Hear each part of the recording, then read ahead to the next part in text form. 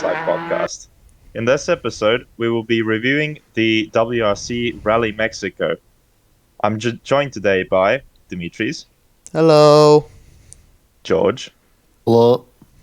Maxi, Hello. and Zenner. Hello. All right, so first up, I'm going to go over the top 5 of the results, which also conveniently lines out all of the rally ones that didn't have massive issues. So first up, Sebastian Ogier dominated the rally. Thierry Neuville came in second after a battle with Evans on the barrel stage for second and third, which we will get into later. Yeah, Evans third, Kalle Roompere in fourth, and Danny Sordo in fifth, nearly 3 minutes off. Which covers enough to compare to our predictions. Dimitris, do you have them on hand? Yes. We are going to start with Matt, who is not here because he's sleeping, because he's Australian. George, you're going to react for Matt. Okay, Matt has put Lappi in fifth. Somewhere between no points and first. I'll take it. Fourth was Sordo. Yeah. Third was Tanak. Sure. Second, Kalle, and Ogier first. Yep. I mean, Ogier first is like, that's not really up for debate at one point. Well, it was with Lappi. I wouldn't say Ogier dominated the rally, because after Lappi retired, yes, but still interesting for first up until, was it Saturday morning he crashed? Yes. Saturday morning, yep. Yeah, it was still pretty tight until that point, but yeah, after that, domination. After that, I'm doing Maxi's ones. Maxi, you put Evans in fifth, Neuville in fourth, Tanak third, Kalle second, and Ogier first. Nearly identical. No, wait, no, not nearly identical. Well, shame about Tanak and Kalle, but Actually, I'm happy. Did we all put Ogier first? Yes, we all put Ogier and Roompere in as our top two. Oh, Yep. okay. Maxi and Silver, you have the exact same ones, but you've put Evans in fourth and Neuville in fifth. Mm-hmm. Zenor, you have he is. Zenor, you've gone for Ogier, Roompere, Sordo, Lappi, and Tanak. Yeah. Okay. Thank you for your expert insight. And myself, I've gone for Ogier, Kalle, Neuville, Tanak, and Lube. We all got first right. That's it. Excellent. I mean, we got something right. Which I means we're got not Neuville idiots. podium right. Okay, yeah, you can give that to yourself. I Anyway. am giving it to myself. Did any one of us even have Lappi in their top 5? Yes, Matt and Yes, Zenor. I did, Matt. I didn't listen. Hi, Matt. Anyway, so shall we talk about why none of the M Sports ended up in the top 5 as we so valiantly predicted? Yes. Well, none of the M Sports. The one wasn't gonna get it anyway. Yeah. Well, yes, let's not mention Jordan Serverius, but now we have. Okay. Well, for the people that didn't watch the rally, on the first proper stage after the two super special le tunnel le cobel vroom vroom, we had El Chocolate, 30 kilometers. First on the road was Tanak. Turbo was gone. Then Mr. Lube went for a cut and cut his suspension. And then the guy that we weren't expecting to get anything Serderidis also crashed just for the heck of it. So we had 3 M spots going out of the rally basically on the first proper stage of the rally. Tanak did continue with a broken turbo till midday service and finished in 9th. Yes, he finished 9th at the end, yes. Losing 12 minutes or so in the process. Yeah, but I don't think we ever found out what actually happened to Serderidis, did we? Yeah, I asked, and he hit a rock on the inside and spun the car around, broke his suspension. Oh, okay. I'd like to just highlight one thing. You said 3 M Sport cars were out of the rally. I'd just like to point out one of them wasn't really in it at any point. Yes, that's literally Yes. what we started with. Yes, that's what we said. Anyway, so that also brings us to the fact that that was already 3 of the 10 rally ones with issues in the first proper stage already, and half of all rally ones actually ended up with some kind of massive issues that dropped them out of the running for any kind of higher position. So are the cars just like really weak, or well, I guess Lappi was self-inflicted And Taka. and Taka, but And I Lube. don't know. To be Twice. fair, Lube's hit was pretty like Lube's first hit was pretty mild though. Like most of the time, I wouldn't have expected that to put him out instantly. Yeah, but the Puma is fragile. We saw that last year as well, where in most of the rallies you had the Pumas dying left, right, and center.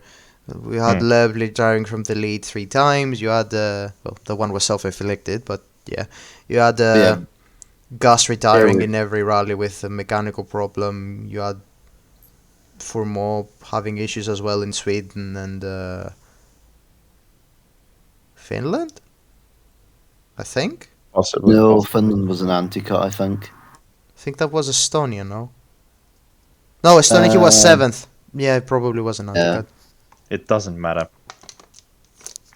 Yeah. Yeah, worth mentioning because someone's going to point out there were quite a few driver-induced errors with the Puma last year. Yeah, quite a few Yeah. driver-induced, but quite a few mechanical ones as well. Oh yeah. First, like, sort of tough rally of the year, and we see those coming back. Yeah. So, shall we talk about actually Esa-Pekka Lappi? Because I don't think anyone expected him to be fighting for the win with Ogier straight away, and actually be able to hold that until his incident. Does like anyone actually know where that came from? Well, he had good road position. Well, yeah, but so did Ogier. Yeah. Well, yeah, Ogier didn't have like that good of a road position. It was middle of the pack, where Lappi was further to the back. Well, yeah, but you still wouldn't expect Lappi to do that well at Mexico, would you? I think I mentioned it in the last podcast that he had great road position, and if he continued showing the pace that he had like last year in Sardinia, for example, he could go for a podium. Not the lead, admittedly. I expected Ogier to run away with it, but yeah, it was a good pace. But he crashed, unfortunately. No, yeah, he did crash. He did unfortunately crash, which he's like cursed at Mexico, isn't he? Because last time he did the rally, and well, the rally happened at all was when his car just burnt down post stage, and it all basically caught fire this time as well. Well, it did. Actually, he was literally working like under the electricity post when it was just sparking. It was a bit sketchy. Yeah, unfortunate for him. I would have really liked to see him at least end up with a podium, even if he would have lost out to Ogier eventually. Yeah, I think he would have. Yeah, he probably would have, but it would have been great to see him at least like finish a rally in good spirits. It's good to see him when he's happy with the car and it's working for him, because more often than not you end up with a sad Pekka Lappi who is just depressed at every stage finish. Yeah. Would have been interesting to see because he crashed out on the first stage on the second day. Yeah, it was like new road precision. Yeah, it was the first time we could have seen them on equal-ish roads and see what each other's pace would be. Mm-hmm. But yeah, he didn't let us see it. Yeah, while we're on the subject of Lappi, can I put in a bold prediction for Finland? Yeah. Sure. Yeah, Lappi win. We'll see. Yeah. For the full season, I mean, part-time he was in the... Yep, I will remember. I will be there no matter what. Like the last 2 weeks. God. Other things. Anyway, while we're on the topic of Hyundai, shall we talk about Danny Soto being well off pace compared to what we expected from him. Yeah, I don't think. Yeah. Yeah. I don't think. Well, he doesn't really have any pace in the Rally 1 even last year. But it's saddish to see. Portugal was pretty good. I think he was on the podium in Acropolis as well, was he? Yeah, He got 3 podiums So out of it. last year was Yeah, fine. no, admittedly, it no. wasn't 100% on pace. In Portugal, he finished third and beat Katsuta in the power stage. In Sardinia, okay, but in Acropolis as well, everyone DNF'd. All the Toyotas had problems. All the M Sports had problems. It's not really the Danny Soto we saw, like, for example, in 2020 and 2021 and 2019, where he was, okay, Hyundai calls him, hello, Danny, we need points. You got it. He's behind the pace. He's in WRC 1.5 most of the time now. Rally 1.5. Yeah. FIA moment. I think Danny is like the prime example of a driver just not really adapting to Rally 1 regulations. Yeah. We also have Elvin Evans. Yeah. We will get into that. He also. We will get into that. We will. I Now think that we've actually seen the rally, we talked about this in the preview. Now that we've actually seen the rally, do we think there was too many Las Dunas Super Especial número 1, 2, 3, 4? there were 8 too many. Okay, not One of 8. them was There were literal- 7 too many. No. I think the Rock Racing Super Special was one of the worst ones I've seen. Even the Greek In Square. rally. Yeah, the Greek Square was better. The Cosmote 5GF and City Stage was better. That was horrible. Yeah, Rock and Rally was a bit of a disappointment. And they also took out the cobble section, so it was just, haha, I have a chalk, I need to go there, vroom. Come on, man. And we're off the air in Mexico. I didn't That say was anything. just kart slalom with rally cars. Yeah. It was in RBR when you have the service where you learn to brake with the chalk. That's literally what it was, but on tarmac. Yeah, But but funnily enough, I think the one we ran 4 times, Las Dunas Super Especial, that was actually pretty good. Yeah, It was like Jack's Ridge in New Zealand, but a bit worse. But you didn't have to run it 4 fucking times. Yeah, 4 times. I was about to say. You shouldn't run any stage 4 times. Okay, maybe Unimboya, but Yeah. but No, not even no. but Not you'd even have a whole rally. 2 maximum. 2 maximum. 2. 3 is Yeah, already taking it too far. I think one run of the Street Stage GTO on Thursday, but then one run of Las Dunas would have been fine. I don't think we needed the Okay, rest. maybe really. 2 of Las Dunas.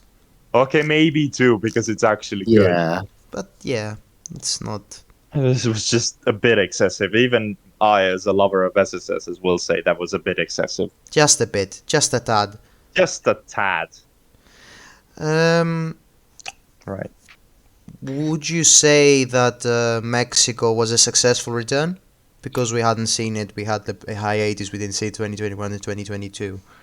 I think so. Before we come on to that thought, how good was it to see what was it, 36-kilometer stage?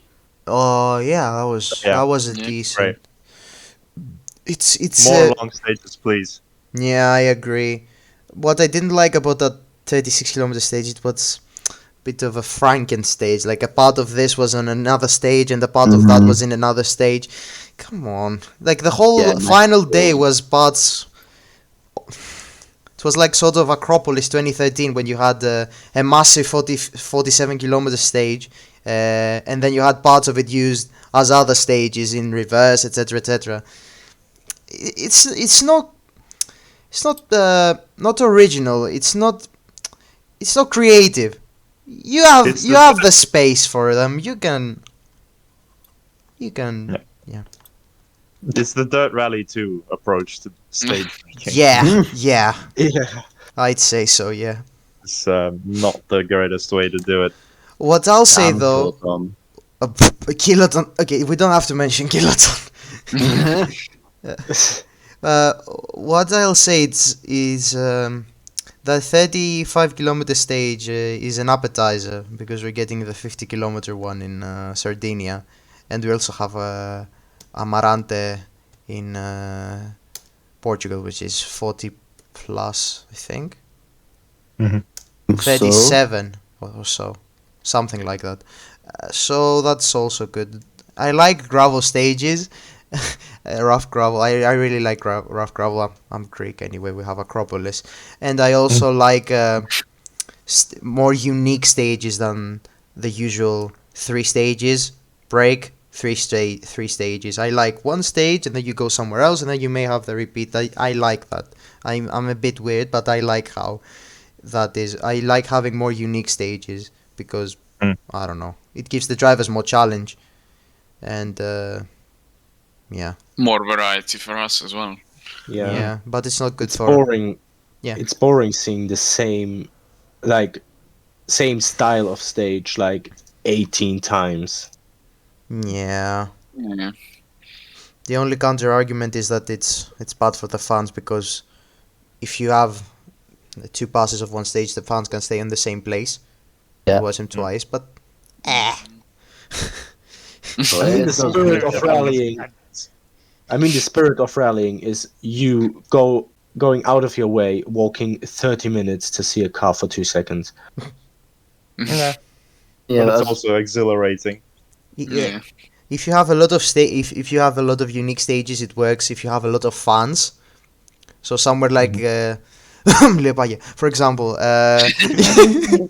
you kind of never mind. Let's move forward. Let's All move. right, since you want to move forward, should Yes. we talk about the fact that coming off of ERC Pape, we saw the massive amounts of Pirelli punctures, and now we only had 3. Which actually, I made a prediction on Twitter that there would be 2 punctures, and I was so close. You laughed me out because of that as well. yeah, for good reason. Yeah, but we Pirelli. only got 3, so I was right. What I'm gonna say is miracles do happen. I'm not making an apology form for Pirelli because I'm sure in Croatia we're gonna have never. like 10.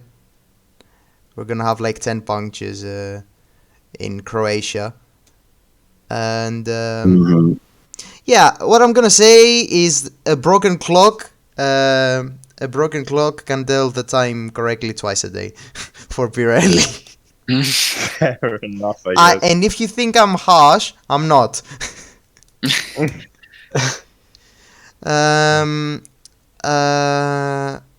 We talk Talk about the about power maybe- stage and that. Yes, The whole exactly. Newville versus Newville versus Evans in the power stage. How they ended up being separated by 4 tenths.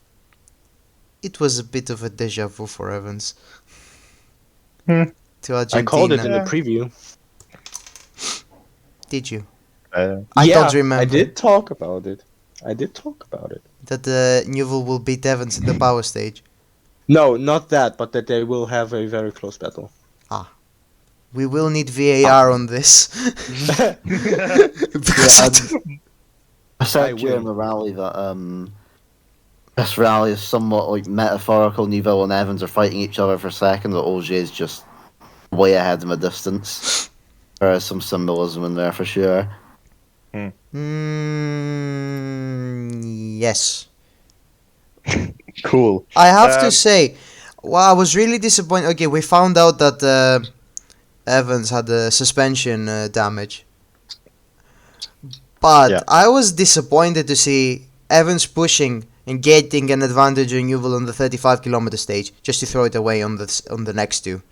Yeah. I get that he had an advantage of 2.7 seconds heading to the power stage, but he lost 3.1. He got beaten by Soto as well. Yeah. He did show, though, more pace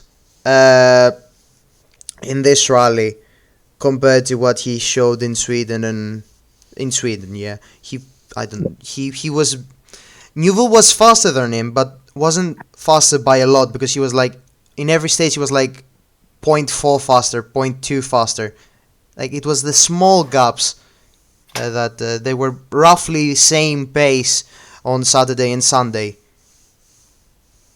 So Them being yes, in a second is perfect because it does paint an accurate picture of them being just pretty much equal, at least Saturday and Sunday onwards.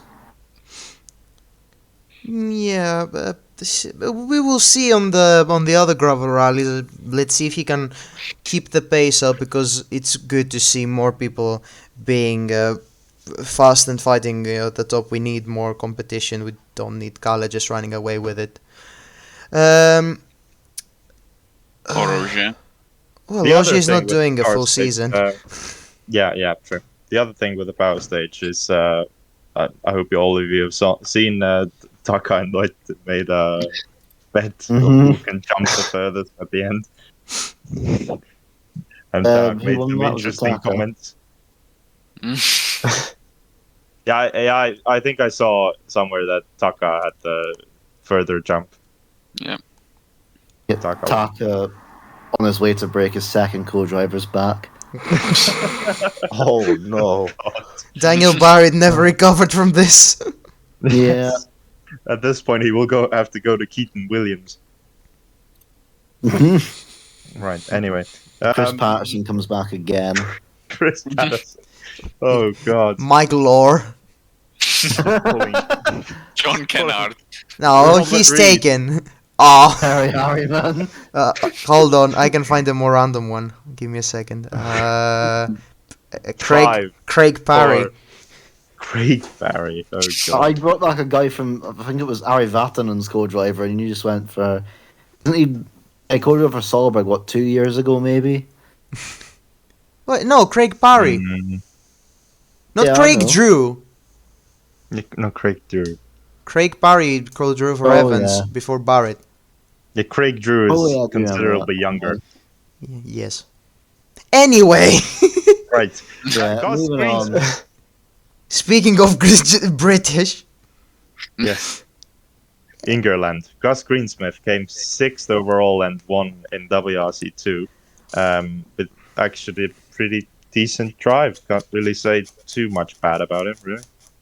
What do we think? very happy to see him on the pace. I thought he was gonna be like second or third, but straight on, bang, win, and it's like what's it called, a caution to the other drivers. Like, see, I didn't get the Puma driver just because of my money. I'm actually fast as well, so you better watch out. Yeah, he's always been decent in a WRC2 car. It's just never really, apart from like a purple patch at the end of 2021 and very early like Monty 2022. Apart from that purple patch, it just never really came together for him. Like the end of last year, you're just kind of begging for it to be over for Gus. Like, he had consecutive crashes in New Zealand and Spain. I'd say you were begging for it to be over for the entire M Sport squad. Because everyone was crashing left, right, and center, and when they weren't crashing. That is true, actually. Yeah, that was painful. That is true. Especially when you know what the car can do with Loeb and then Lube's pace in Acropolis as well. Albeit road position, but still, there is something there. Neither there, but As we're seeing now with Tanak. Yeah, exactly. In WRC2, I think I was almost as impressed, if not a little bit more impressed, by Adrian Formoe in the Fiesta, actually. Yeah, Having a pretty good drive until his issues at the end of the rally. He should have been second. Yeah. It's a shame. It's a shame because, yeah, the Fiesta is just, okay, I'm gonna say shit. Finally, I'm pushing to swear in a podcast. I said fuck literally 5 minutes ago. Oh, did you? Oh, Yes. I missed that bit. That dimension just kicking listening. in early.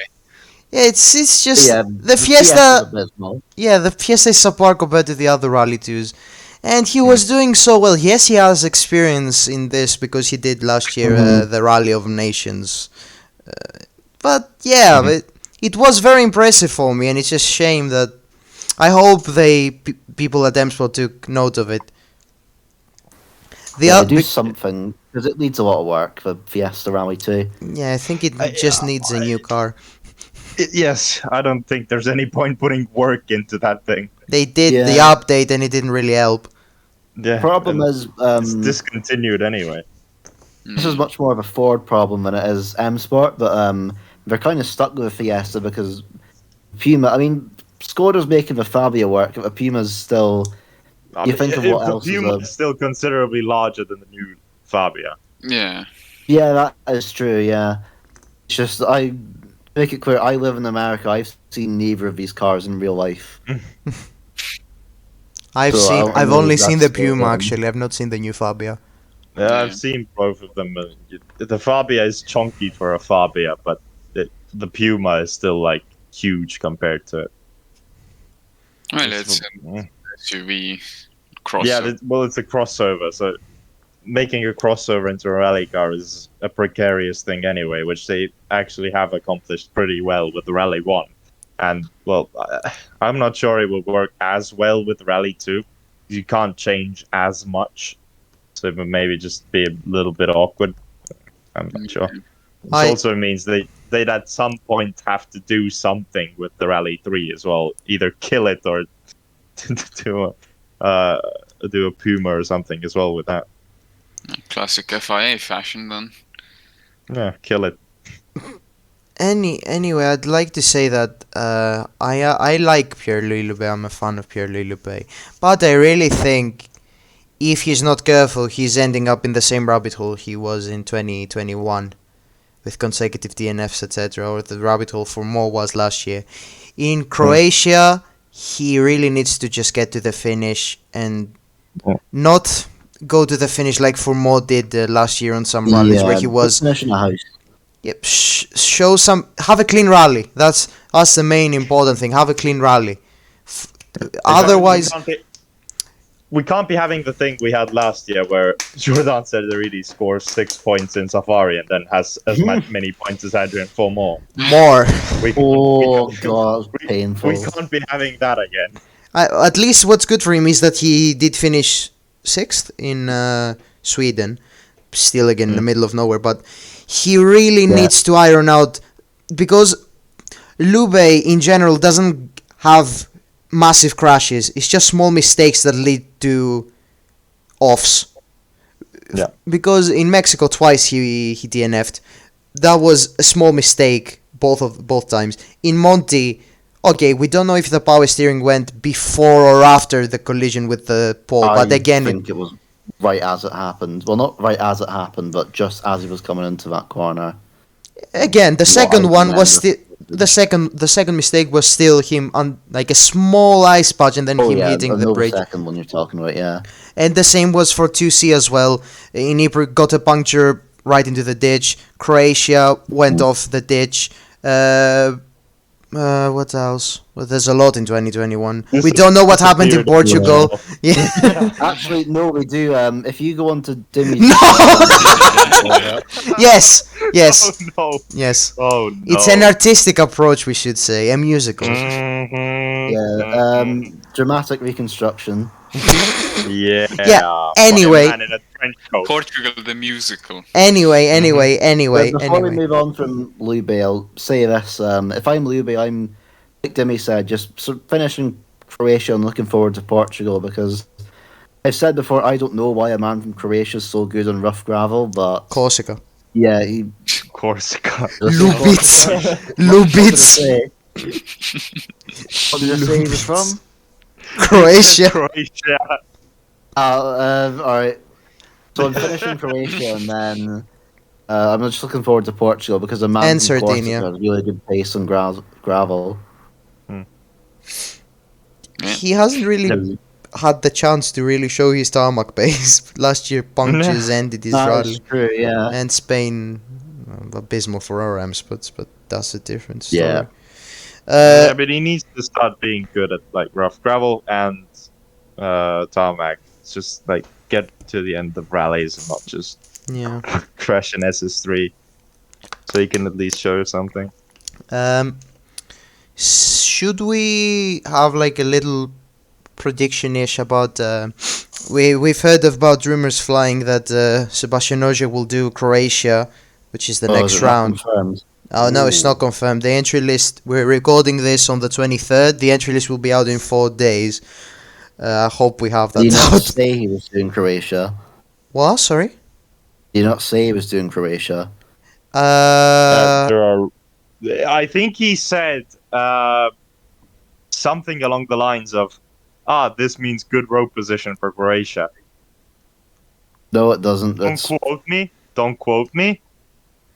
That's not good road position for Croatia. Where is he in the championship? First. First. Okay, never mind. That is really yeah. good. Remember- doing a part-time season. Not Remember- used to that sort of thing. In general, on tarmac rounds, being first is like pretty good. Yeah. Yeah, Especially- that's where you want to be. Especially last year in Croatia, where just the stage for the first car to the second one was just clean versus Mudfest. Mhm. So yeah, I've also heard rumors that Gregor Munster will do the rally. Well, he will do the rally period, but he might also do it in a rally 1 because he. Mhm. he's- Sure to read these friends. Yeah, so they read his belly rubber. Oh God. If you want Stop to know picturing what that everything, is, Silver. can you explain that in description? Will we?